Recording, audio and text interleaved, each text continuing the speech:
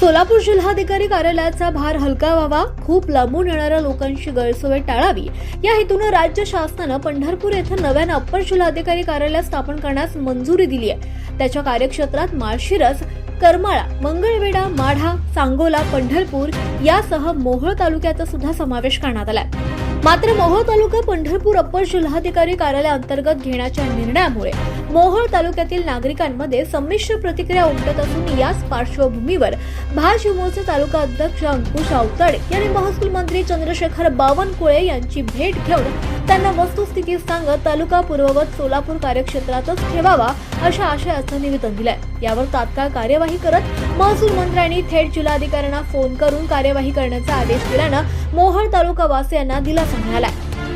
वास्तविक पाहता मोहोळ तालुक्याचे प्रशासकीय, शैक्षणिक, व्यापारी आणि दैनंदिन व्यवहार प्रामुख्यानं सोलापूरशी जोडलेले जिल्हाधिकारी कार्यालयाशी संबंधित बहुतांश कामांसाठी नागरिकांची वर्षानुवर्ष सोलापूरकडेच ये-जा सुरू असते। त्यामुळे नागरिकांच्या सोयीच्या दृष्टीनं मोहोळचा समावेश सोलापूर कार्यक्षेत्रातच कायम ठेवण्यात यावा ही वस्तुस्थिती अवताडे यांनी महसूल मंत्र्यांच्या निदर्शनास आणून दिली।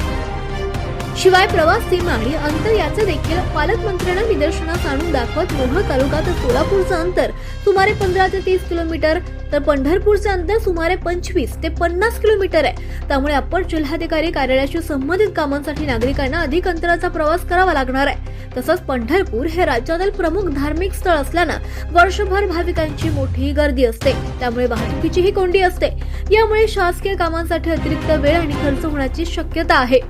दरम्यान युवा मोर्चा अध्यक्ष अंकुश अवताडे यांनी आज तात्काळ महसूल मंत्री चंद्रशेखर बावनकुळे यांची भेट घेतल्यानं आणि महसूल मंत्र्यांनी जिल्हाधिकाऱ्यांना फोनद्वारे संपर्क साधत वस्तुस्थिती आणि कार्यवाही संदर्भात सूचना केल्या असून मोहोळ तालुकावासी यांना बहुअंशी दिलासा मिळाला।